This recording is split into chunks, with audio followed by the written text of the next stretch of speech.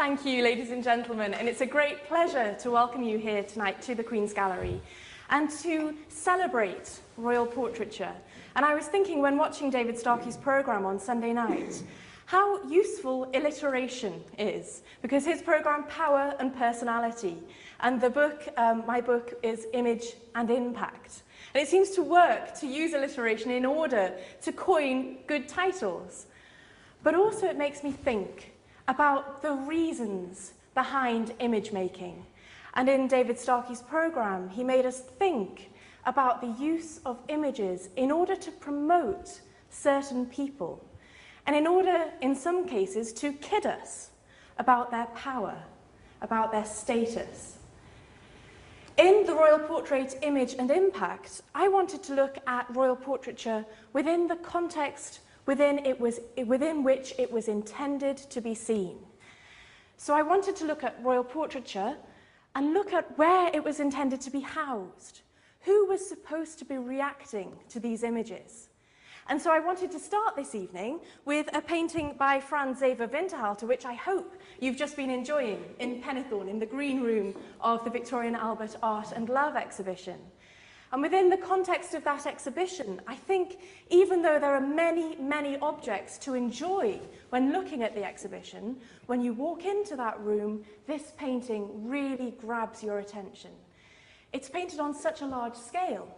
It was painted directly for Queen Victoria, and it was intended to be housed in Osborne House on the Isle of Wight, Queen Victoria and Prince Albert's holiday home. And so the large scale, perhaps, is intended to fill the large spaces of a royal palace. But I think there's something else going on within this painting. Every painting that we look at, it's always useful to think about whether this image is being created for the means of propaganda.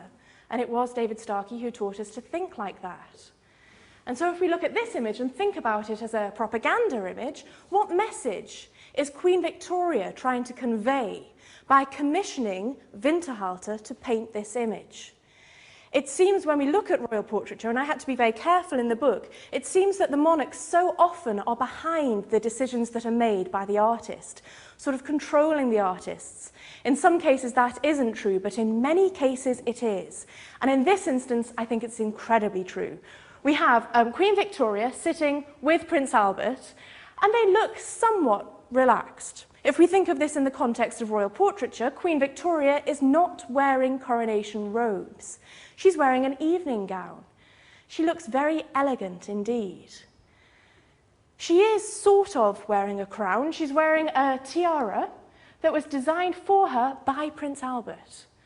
So even the item that marks her out as a regal figure, as the Queen, in fact has personal significance. And if we look at the way that the couple are positioned within this painting, neither of them is central. What seems to be central in this painting is this space here, in which their two hands nearly meet, nearly touch. And that is very telling indeed.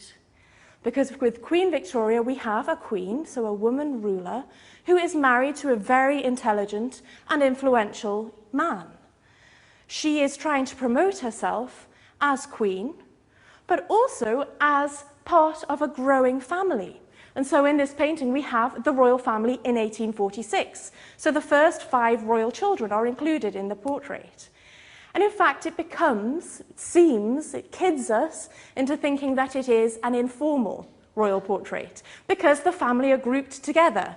Almost in a circle, we have the Prince of Wales, Albert Edward, and Queen Victoria has her hand protectively over his shoulder. Here, endearingly, we have Prince Alfred, who hasn't yet been breeched, so he's still wearing a dress, and he's tottering along as if finding his steps for the first time. So that helps us to engage with the image. We're starting to think that these are people we can relate to. And then here, this group here, this incredible group, if we just took that out of the painting and looked at it on its own, it would be a remarkably beautiful group portrait of 3 children. Princess Victoria, Vicky, the eldest daughter. Here we have Princess Alice, and here the little baby Helena. And the 3 of them are engaged in looking after this baby. It seems almost accidental, as if Winterhalter is painting what he sees when the royal family are coming to him for a sitting, for a portrait.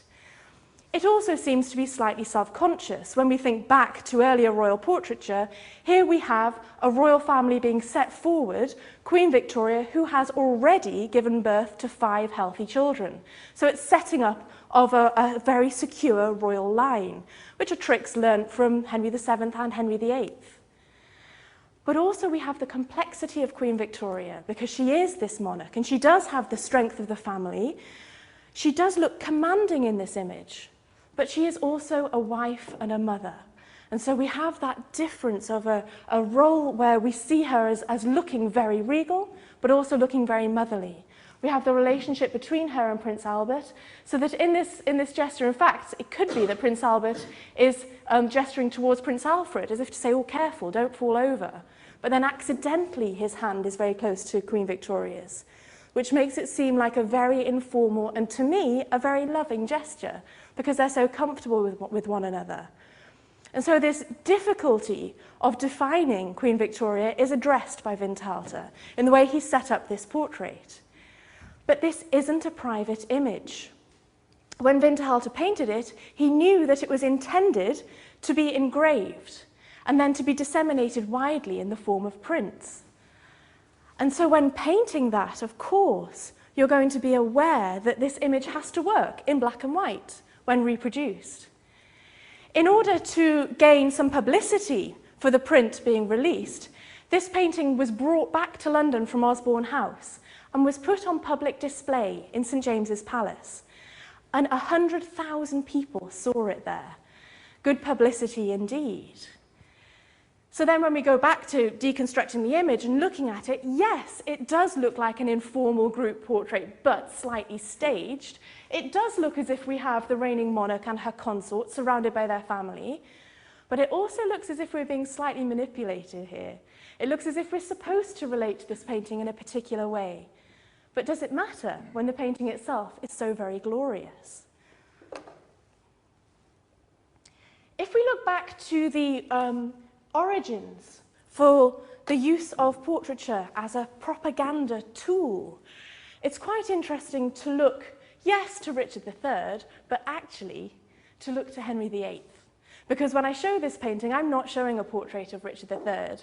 This is an image that seems to have been commissioned either by Henry VII. If you look at the date, it's around 1500 to 1520. This was either commissioned by Henry VII to be one of a set of royal portraits, or it was commissioned by Henry VIII. Remember, Henry VIII came to the throne in 1509. But this is an image of Richard III, which is phenomenally important. This painting hangs at Windsor Castle, and when you see it in the flesh, it becomes a little bit more apparent that something happened to this painting shortly after it was first painted. Initially, it was created as a portrait of Richard, probably based on a drawing, a lost drawing, which would be a pattern, perhaps made during Richard III's reign, so between 1483 and 1485.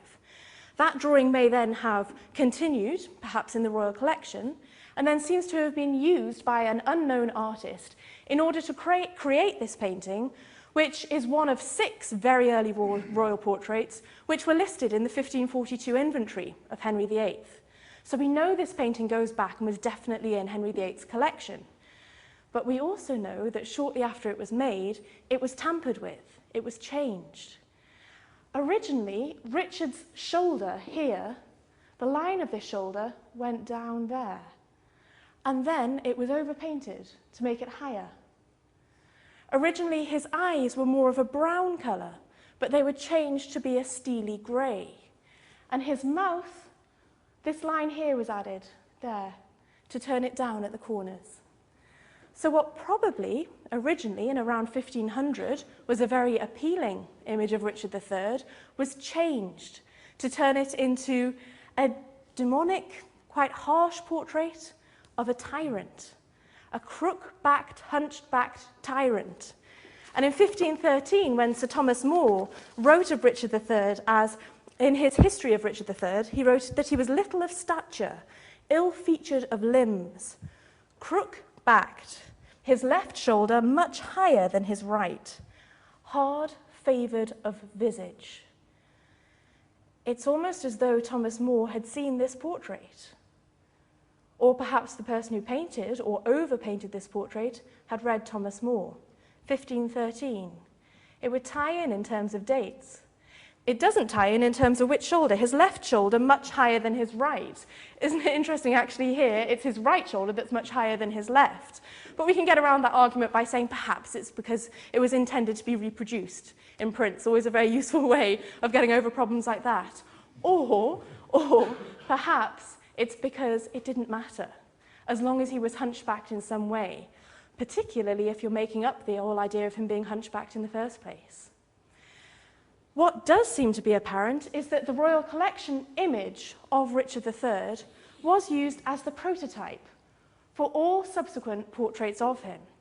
And this is the portrait in the National Portrait Gallery, and luckily, last week, we were able to unite these two portraits in our conservation studio.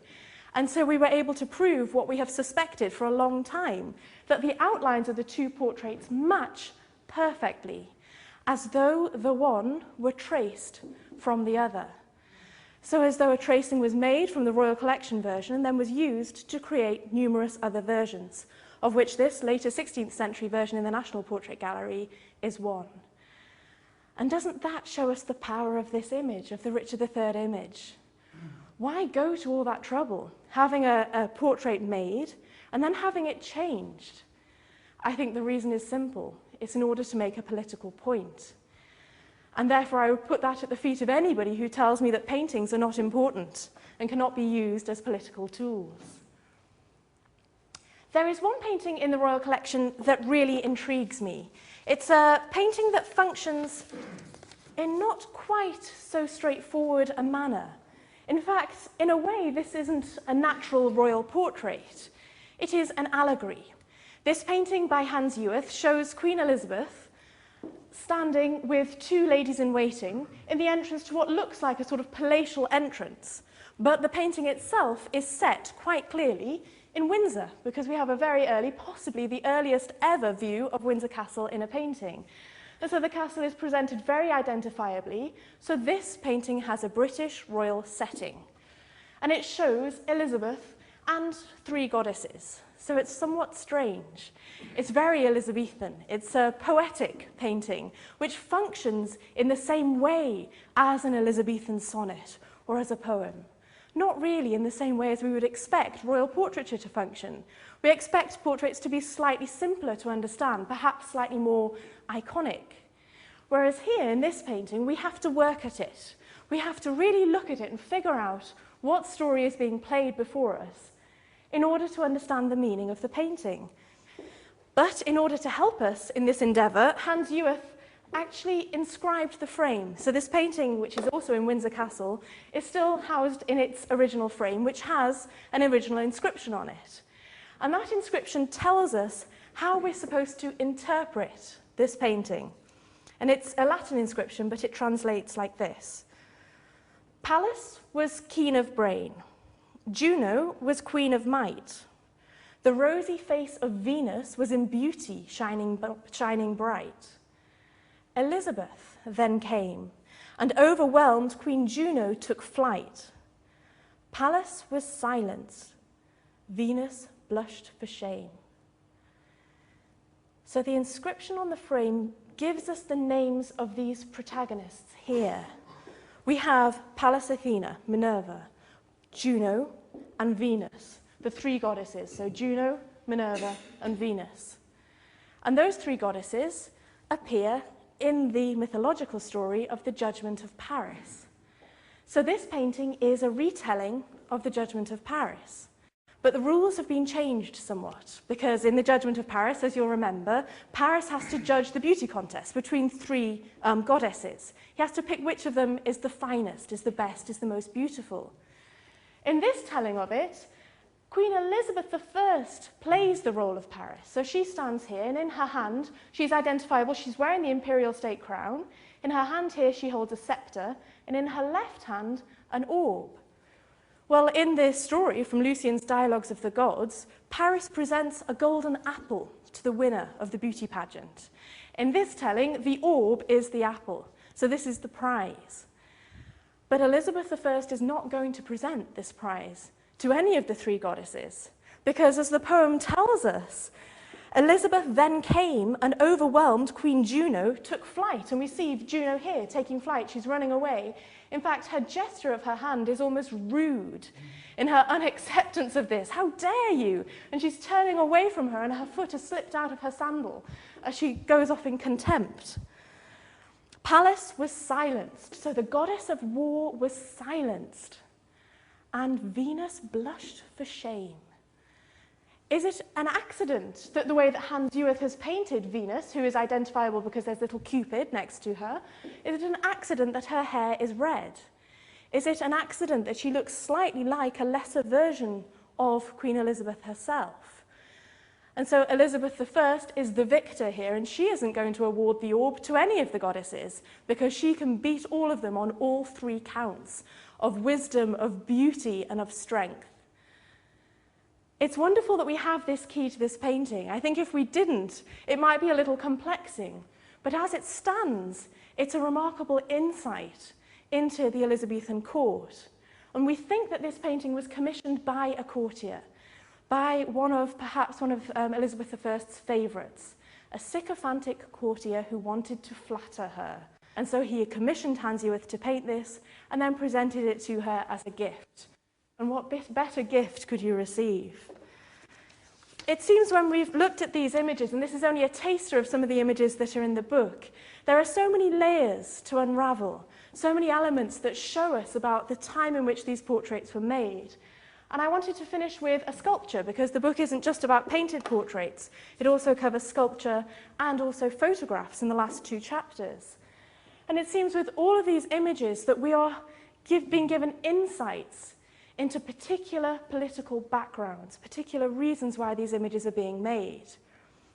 This sculpture by Francis Chantry graces the state apartments at Windsor Castle. It is on the grand staircase at Windsor Castle, and it is as if, when you go to Windsor as a visitor, George IV is welcoming you to his castle. And the way in which he's presented here by Francis Chantry is very telling. Firstly, he looks incredibly handsome. Secondly, he looks incredibly slim. So the flattery in art continues. This is a work that was directly commissioned by George IV, so this isn't somebody else flattering him. This is a constructed piece of flattery which George IV is controlling. And originally, the original version of this sculpture was a plaster model, which was intended then to be cast in bronze for public sculptures of George IV for Edinburgh and Brighton. But then George IV later on commissioned this over full-size version in marble of himself. And it's a remarkably good portrait. I love sculpted portraits when they are done well because they have that of tricking us into thinking we're seeing the monarch themselves. And when you go to Windsor Castle, particularly towards the end of the day, and you catch sight of this, it's eerily good because it has an incredible presence. And I think when we look at an image like this, it sort of sums up the images that I've looked at in the book. The way in which these artists, these fantastic artists, each of them different in their own way, some of them remarkably famous names, in which they managed to serve. They served the monarchs that they were presenting. They served the people who commissioned the works of art if they weren't the monarch in question. But they also served us today because they, through their art, managed to illuminate both history and humanity. And it seems really quite wise to finish with the words of George IV himself, since he's on the screen, because George IV reportedly was very pleased with this sculpture.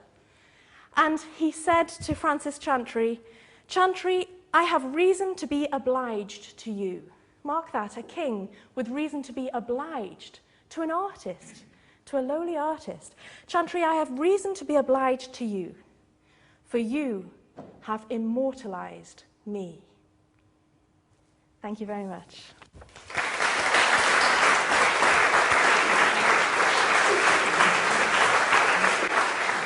Now, what I'd like to do, as Jennifer has shown such a robust performance, is to take her at her word, or rather, to use her book as my text. She quotes, no, remember now, she quoted text, okay, in the painting of Elizabeth with the three graces, something that we are very, very unused to in pictures. We're totally used to it in cartoons, in advertising, in how I earn a dishonest living on television. We're completely used to words and images coming together. We have forgotten, and this will be one of my arguments, that this is an absolutely central aspect of art. And because we use this word art, which is such a deeply problematic word, we invest it with absurd religious symbolism, you know, that art becomes a source of morality. Ludicrous. Hitler loved art. He was an indifferent artist himself. The idea that art embodies values. Preposterous. It's a wonderful pattern. We are pattern-making animals before we're anything else. But patterns need explication and explanation. And Jennifer has given us brilliant ones. But let's go right back to the beginning. Let's go back to the very, very beginning of her book and the epigraph, as rather tiresome classicists tend to call these things. And it's taken from Joshua Reynolds, the founder of the Royal Academy, an absolute key figure in the history of British art and culture. Indeed, I would argue it is Reynolds who invents the very notion of British painting and probably of British culture. Ça n'existe pas beforehand. Virtually every serious artist in Britain is foreign up to that point. That's the great, great turning point. And Reynolds delivered himself of these things called a discourse delivered to the students of the Royal Academy. And this is how he held forth. A painter of portraits cannot make his hero talk like a great man. He must make him look like one. Let's just have it again. A painter of portraits cannot make his hero talk like a great man. He must make him look like one. Now, to us, that would seem so obvious, like many, as it were, oratorical statements, that it's hardly worth saying. I want to challenge that. It seems to me, if you look back to the real origin of what we would regard as a portrait, by that I don't mean the medieval monarchs, however decorative they are, but that moment at which a sense of power and personality comes together, which in England, Britain, whatever you want to call it, is undoubtedly Holbein. That idea of talking, being, character, and appearance, for them was brought together. Could I have my first image? This is that wonderful portrait in the Royal Collection, in front of which I was privileged to stand when I made part of last Sunday's film, of a young man called Derek Bourne, who is a merchant of the steel yard. London in the early 16th century was exactly like London now. It's a place where lots and lots of foreigners come to make enormous amounts of money. And and again, they're Germans. They're very much the same group now. They're Germans and Italians, and they all have their own particular quarters in London. And there was what was called the Steel Yard, which was the great merchant community of the Hansa, of the great North German trading cities. And they were the center of an incredibly important German-speaking community. Remember, one of the great ruptures in English culture is our loss of a sense of the importance of Germany with the First World War. Up to that point, Germany was one of our two central axes. Of course, Prince Albert exemplifies it enormously, but right through. And at the court of Henry VIII, if you like, there were two outstanding cultural groups. One was German-speaking, one was French-speaking. And the German-speaking group is the high craftsman group. The king's painter, Hans Holbein. The king's astronomer, Nicholas Kratzer, who was also the king's mathematician, because Henry is very, very interested in mathematics. The king's jeweller, Cornelis Heiss, the Archbishop of Canterbury's wife, except that he wasn't supposed to have one, and so on. And they all form this, clearly in a major dining club, with a king's minister, Thomas Cromwell, who is also a German speaker. So there's kind of inner intelligentsia. And this very handsome young man is one of this group of merchants. Now, we know he doesn't look like a merchant. We don't think that merchants are fresh-faced and 30 and rather enviably handsome, and he clearly knows it. But ladies and gentlemen, look at it. Words. Not part of the frame, but part of the picture. Painted in with immense illusionistic skill, like the painting of Derek Bourne himself. And if you translate them, it's again, they're Latin verses of the type that Jennifer was talking about in the frame of the picture. What they say is this: if you but add his voice, you would wonder who made him, the painter or his father. Do you see what I mean? Now, you're playing here, on the one hand, let's try to sort the elements out here. Here you've got hyper-realistic art of a type we're just beginning to rediscover. Because, of course, with the invention of photography, immediately after the Winterhalter, or rather the popularization of photography, in which, of course, the monarchy was profoundly concerned that when you look at the pictures, you wonder why. Because the elegance of Winterhalter is catastrophically undermined, even with Albert, but especially with poor Victoria, that awful lump of a face, so brilliantly disguised in the Winterhalter. But of course, there was no photography. Nobody had ever been able to paint like this for 1,500 years. Now, those of you who saw my film, and I make no apologies for pulling this point out, because I achieved a double first. I don't mean my degree at Cambridge. I achieved the double first, which is mentioning in the same breath on primetime television Erasmus and Pliny. And this produced fainting on the part of my commissioning editors. They required physical assistance. But the reason that I did it was to drive home that although obviously Holbein is completely in a Northern Renaissance tradition, we can see him going back to Van Eyck and all the rest, all of the great Burgundian painters, there is another element which is quite different from those painters, even from the Arnolfini wedding, even from Chancellor Rollin and whatever. We're looking at something different here. It's not simply that the degree of focus on the individual is far more concentrated than in the Arnolfini wedding, where obviously, there's a whole setting. The thing all of us notice in that isn't two rather dull-looking young people. It's the amazing mirror. We all get the wonderfully painted convex mirror. Or in Chancellor Rollin, which again, actually, he's much less interesting than the fur. The apparatus is much more interesting than the face. Never is that less true of any painter than Holbein. But where does this come from? Well, it comes from Italy. It comes from Italy, both ancient and modern, and especially ancient.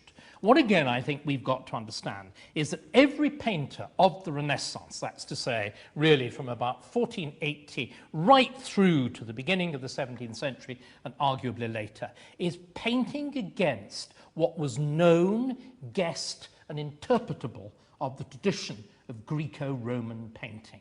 Everything, their subjects, the birth of Venus, the page, which we'll see in a moment, proffering a helmet to the conquering hero on his horse. All these are described in one work, and that is Pliny's Encyclopedia. Pliny, the man who died documenting the explosion of Venus in AD 79, writes this extraordinary chapter describing the artistic riches of ancient Rome.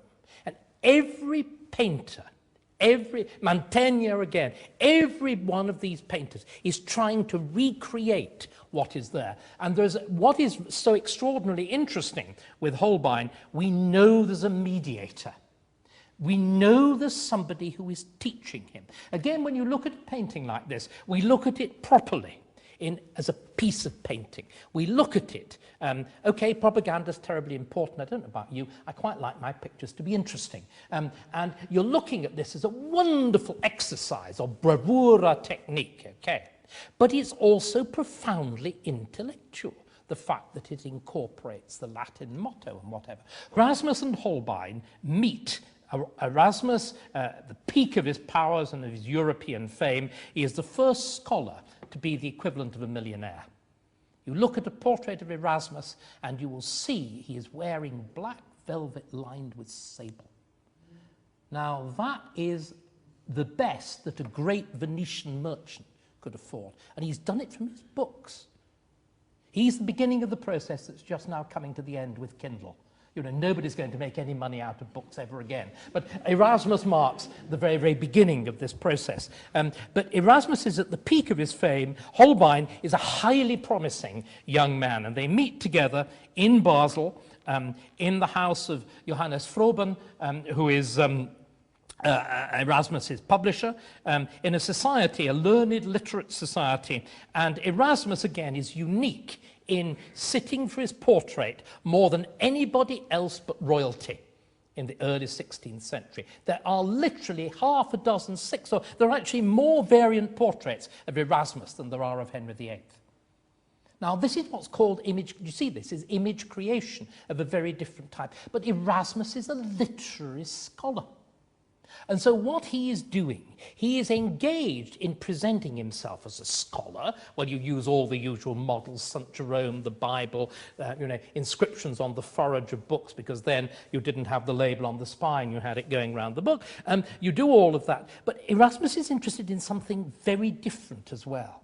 He's reinventing a new kind of Christianity, which is all about an individual, personal approach to the Bible, an individual, evangelical, missionary approach to God, which depends on what? It depends upon words. It depends upon a particular sense of self, of the individual self. And Erasmus's correspondence is filled with presents of pictures of his friends, him to his friends to him. And what always accompanies them? A letter. And very often the letter will be incorporated into the picture, or it will be painted onto the frame, or it will be pinned up next to it. And in the wonderful exchange between him and Thomas More, again, it's a bit like a intellectual 16th century David Frost show. You know, these are all chums and spend all their time exchanging things with each other. In the great exchange between Erasmus and More, when they send each other portraits during a period of absence, Erasmus having spent a very large part of his career in England, what does More say to Erasmus? What does Erasmus say to More? We put your letter up by your picture. The painting represents your body. The letter, the words, represent your soul. See what I mean? This is the idea. These pictures, ladies and gentlemen, are of immense importance. They represent not simply, as you were saying, Jennifer, an extraordinarily important piece of historical evidence. I would argue they represent the invention of a modern notion of personality and individuality. That's what we're looking at, one of the great intellectual leaps, which again I think is coming to an end.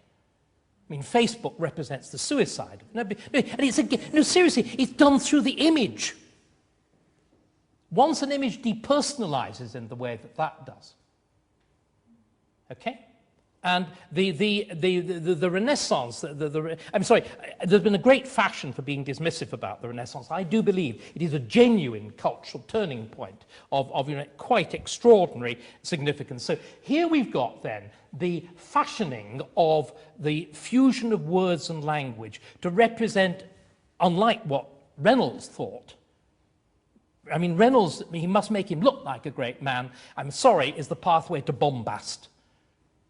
What's going on here is something much subtler. You do actually incorporate the word, you incorporate the thought within the picture. You make the painting actually speak. Now, here we see it being done playfully. This is a little game with a not very profound young man.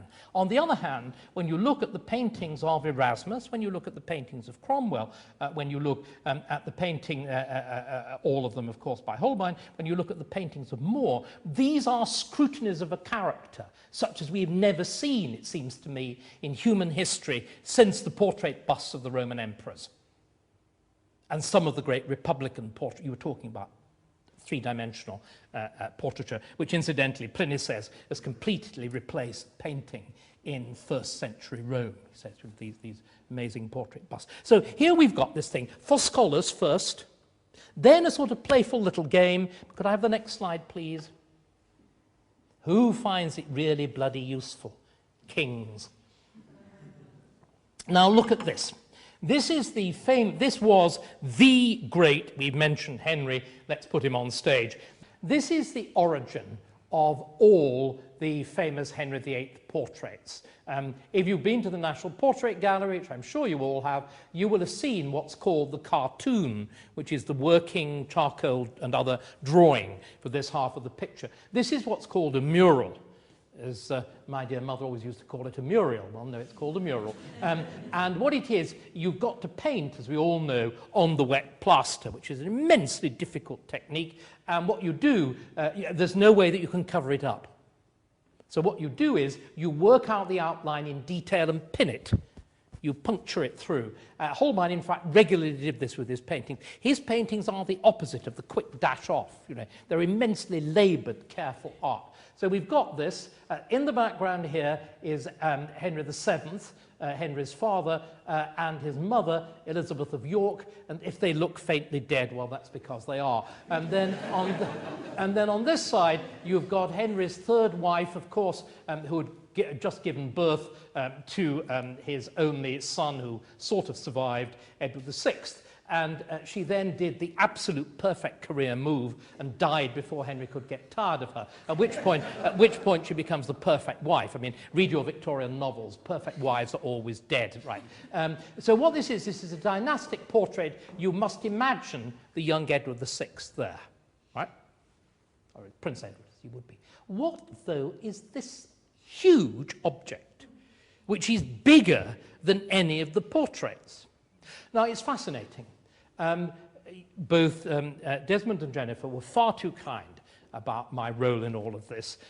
The founder of all of this was Roy Strong. And let's really play, you know, the man who moved things forward. This here, he wrote a fascinating little book on this. It's called The Privy Chamber Painting, which was the most important central private apartment. It was the moment at which the two faces of kingship, public and private, actually meet, which is what real power is all about. It's how the public and private man are held together. The sort of thing that we're seeing with all of our prime ministers at the moment, this key interlocking thing. And it was a physical place. And it was painted on the wall there, almost certainly directly opposite the throne, at one end of the room with the royal throne at the other. And when Roy did this book, he faced this puzzle. What on earth was this object?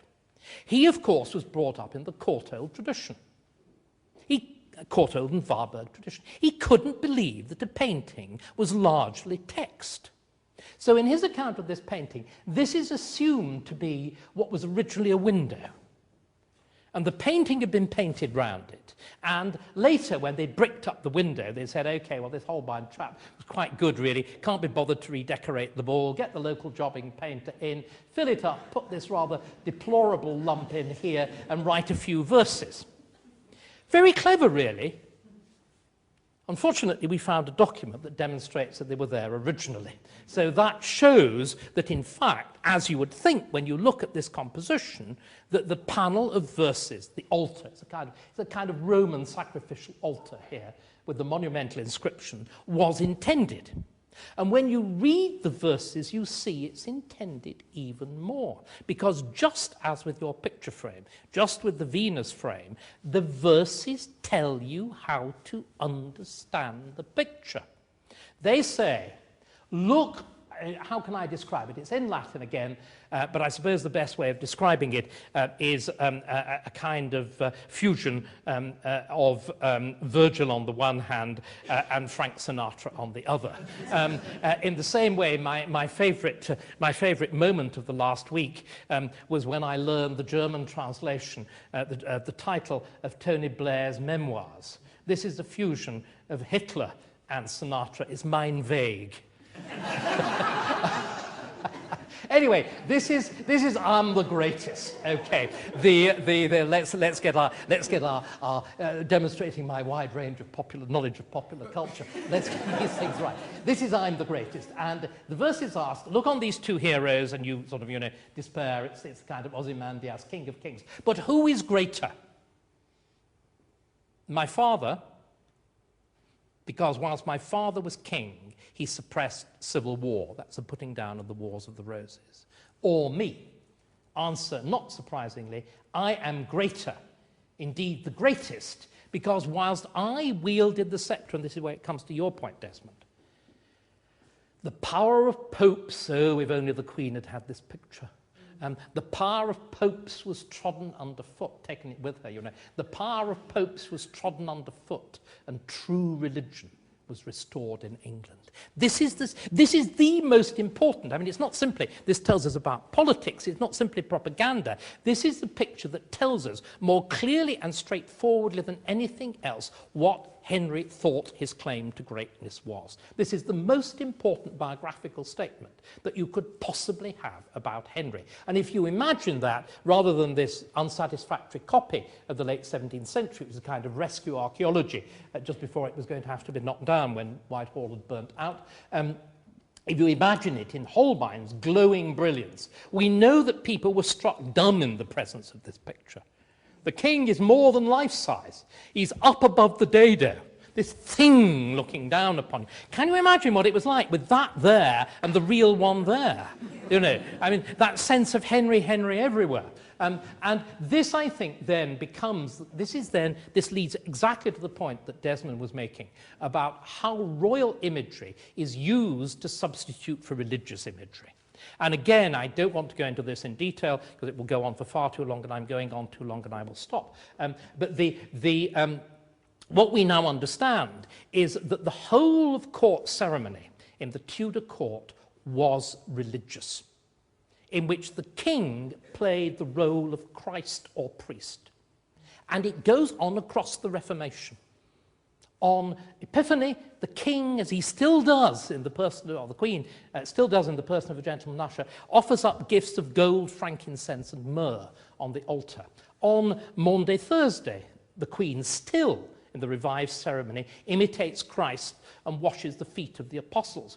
Even more astonishingly, on Good Friday, which is the only day in the Catholic Church that you cannot actually celebrate Mass, the king performs 2 miracles. He performs 2. He blesses cramp rings, which protect you against epilepsy and the falling sickness, and he also cures lepers. And lepers, or scrofula, the king's evil. And it just goes on like this right throughout the year. And all this stuff survives the Reformation. This is the absolutely extraordinary thing. So the monarchy of Elizabeth is as ceremoniously religious as that of her father. This is what the royal supremacy comes to mean. And this is where that notion of the picture of Henry handing out the Bible as mediator between God and Christ, this is how religious ceremony sustains it, together with the geometry of Henry himself, this huge hulk of a man, 6'1", vast chest, whatever. But remember, look at it, not a single royal emblem. Nothing. No crown, no order, nor sceptre. It's simply this enormous weight of personality. I mean, it's a cult of personality as total as Mao or Marx or Lenin or whatever, and remarkably similar in the devices that it used. Can we just have quickly the last slide? And I'll talk about this for a second, and then I'll shut up. But it just seemed that our 2 approaches and what you said dovetailed so extraordinarily. Now, it seems to me the absolute opposite to Holbein as a painter is another very, very great painter who is most magnificently represented in the royal collection, and before whom everybody who loves painting, who loves colour, who loves form, would bend the knee, namely Van Dyck. This too, of course, look at it, comes straight out of that same classical stable that I was talking about. Indeed, when I discussed this picture, I was rather magnificently framed, my little body, by the arch of Septimius Severus, you know, and one was able to make a whole pile of points there. But, ladies and gentlemen, it seems to me these are two totally opposite sort of paintings. With Holbein, you take this dense scrutiny of personality, also of a man of real, absolute grasp of power and knowing what he wants to do with it, with, I'm afraid, Charles I, who is a 7-stone weakling. And if you go and look at his suit of armour in the Tower, you can't lie with suits of armour, you can with pictures. You will see that the only thing you could do with Charles I was to put him on a very big horse or a very big throne and hope for the best, which is what you've done here. But, ladies and gentlemen, this is at the point at which the trappings of power overwhelm the actual person within it. And alongside this, of course, and also, this is one of the absolute standard, you know, adoring page, jousting helm. If Charles had jousted, he'd have been knocked to kingdom come. Jousting helm there, marshal's baton. Every time Charles looked at the battlefield, he lost. You know, well, Charles was a decent horseman, and the horse there, and then this preposterous affectation